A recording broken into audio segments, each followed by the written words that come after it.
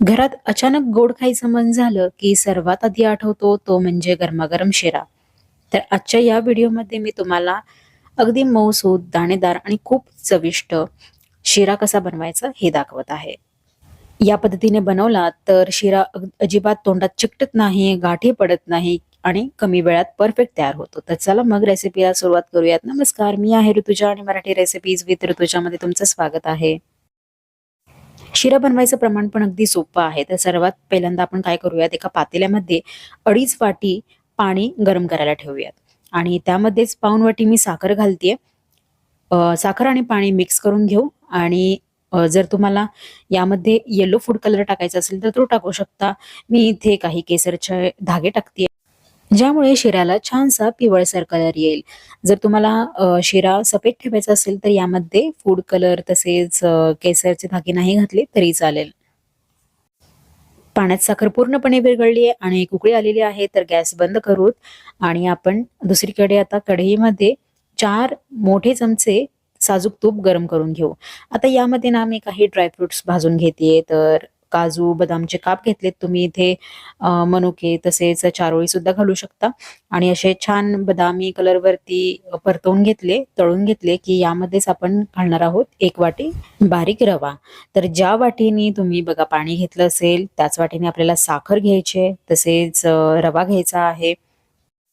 म्हणजे घरातलं कुठलेही भांडं घ्या ज्याने तुम्ही रवा घेणार असाल त्याच वाटीने, त्याच भांड्याने आपल्याला बाकीचे पदार्थ सुद्धा घ्यायचे आहेत.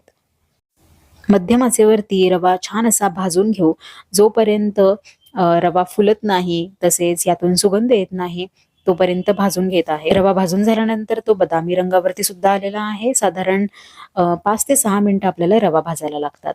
आता या रव्यामध्येच आपण जे साखरेचं पाणी होतं ते घालणार आहोत आणि अर्धा चमचा वेलची पूड घालूयात आणि एक सतत ढवळत राहूयात.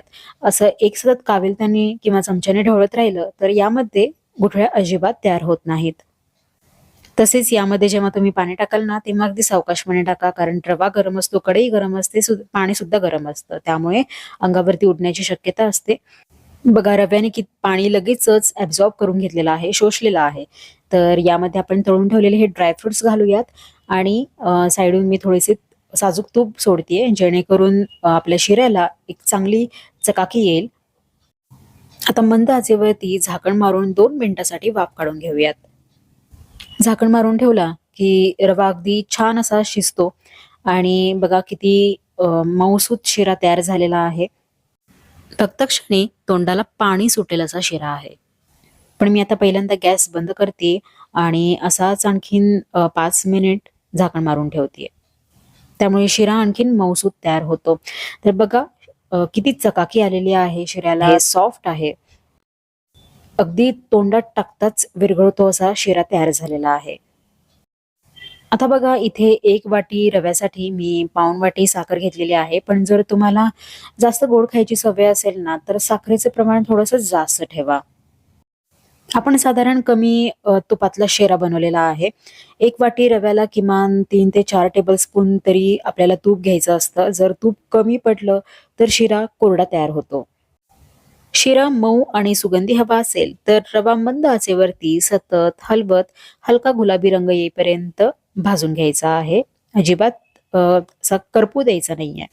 त्यानंतर एक महत्वाची टीप म्हणजे रवा भाजल्यानंतर गरम पाणी किंवा गरम दूधच घालायचंय. थंड घातल्यास त्याच्यामध्ये गाठी तयार होतात. हा चविष्ट शिरा बघून तुमच्या पण तोंडाला पाणी सुटले ना, त्यामुळे लगेचच करून बघा हा शिरा.